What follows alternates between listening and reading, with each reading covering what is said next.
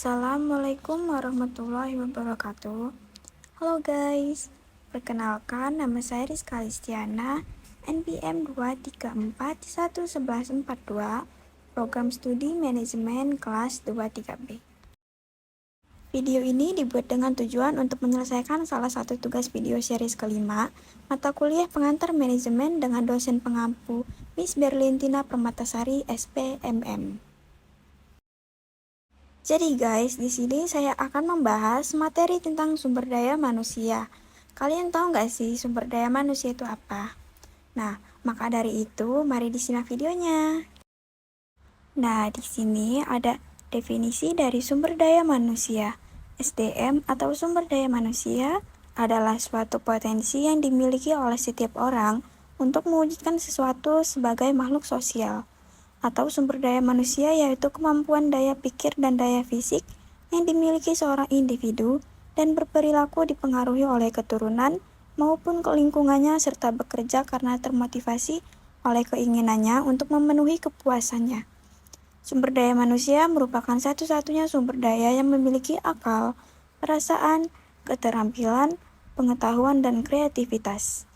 Seperti peranan setiap orang terhadap lingkungannya yang tidak lepas dari sikap pengembangan dan potensi yang ada dalam diri untuk mengembangkan lingkungan, membina, sekaligus meningkatkan kesejahteraan masyarakat secara berkelanjutan. Tujuan-tujuan SDM terdiri dari 4 tujuan, yaitu yang pertama, tujuan organisasi. Ditujukan untuk dapat mengenali keberadaan manajemen sumber daya manusia atau MSDM dalam memberikan kontribusi pada pencapaian efektivitas organisasi. Walaupun secara formal suatu departemen sumber daya manusia diciptakan untuk dapat membantu para manajer, namun demikian para manajer tetap bertanggung jawab terhadap kinerja karyawan. Departemen sumber daya manusia membantu para manajer dalam menangani hal-hal yang berhubungan dengan sumber daya manusia. Kedua, tujuan fungsional. Ditujukan untuk mempertahankan kontribusi departemen pada tingkat yang sesuai dengan kebutuhan organisasi.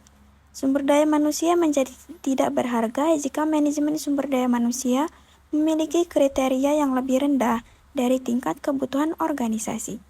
Ketiga, tujuan sosial.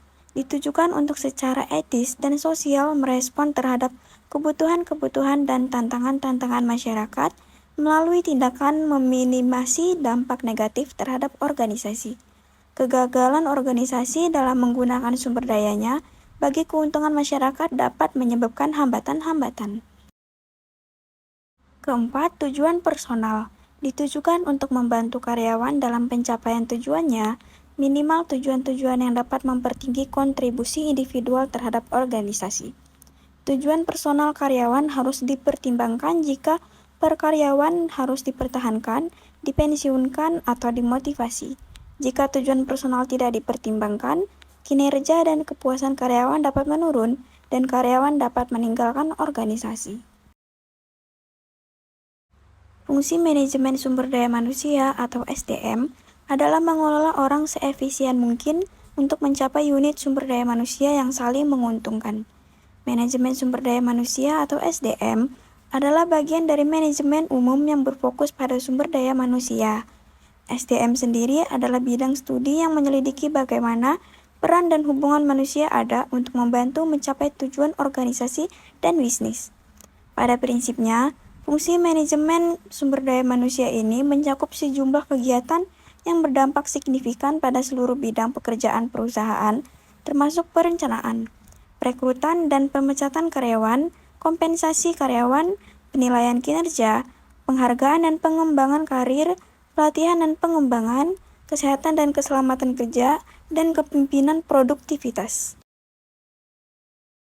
Peran sumber daya manusia ada tool of management, yaitu sebagai alat, change management, pembaharu untuk meningkatkan kinerja lembaga, sebagai mediator dalam rangka meningkatkan kinerja, sebagai pemikir dalam rangka pengembangan organisasi atau lembaga.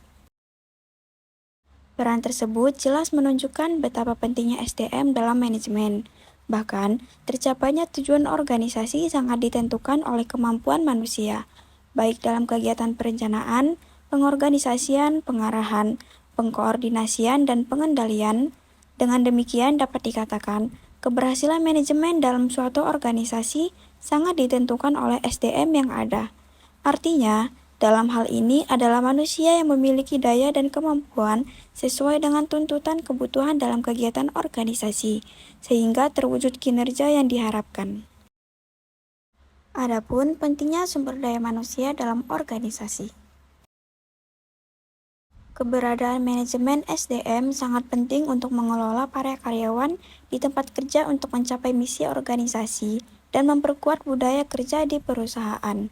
Ketika SDM dikelola secara efektif, manajer SDM dapat lebih mudah dalam merekrut profesional baru yang memiliki keterampilan yang diperlukan perusahaan.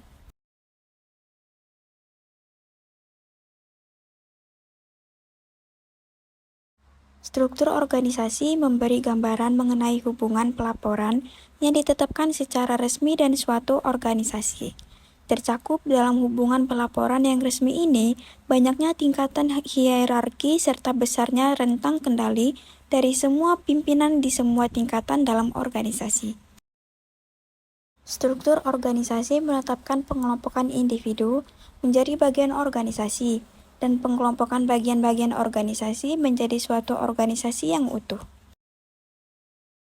Struktur organisasi menetapkan sistem hubungan dalam organisasi yang memungkinkan tercapainya komunikasi, koordinasi, dan pengintegrasian segenap kegiatan organisasi, baik ke arah vertikal maupun horizontal. Tantangan sumber daya manusia di era digital. Tantangan utama dalam manajemen SDM di era digital adalah adanya perubahan dalam cara kerja dan lingkungan kerja. Karyawan harus mampu beradaptasi dengan perubahan teknologi dan memahami cara kerja yang baru. Selain itu, organisasi juga harus mampu mengelola data karyawan dengan baik dan memastikan keamanannya. Transformasi digital sebagai adaptasi terkelola terhadap digitalisasi untuk memastikan penciptaan nilai yang berkelanjutan bagi organisasi. Tidak hanya menciptakan peluang bagi sarjana dalam manajemen sumber daya manusia, tetapi juga menghadirkan tantangan. Misalnya, transformasi digital tidak hanya merupakan peluang untuk pemberdayaan karyawan dan optimalisasi operasi. Transformasi digital juga dapat memperumit cara pengelolaan karyawan. Sekian yang bisa saya jelaskan. Mohon maaf bila ada salah dalam pengucapan kata. Saya akhiri. Wassalamualaikum warahmatullahi wabarakatuh. See you guys.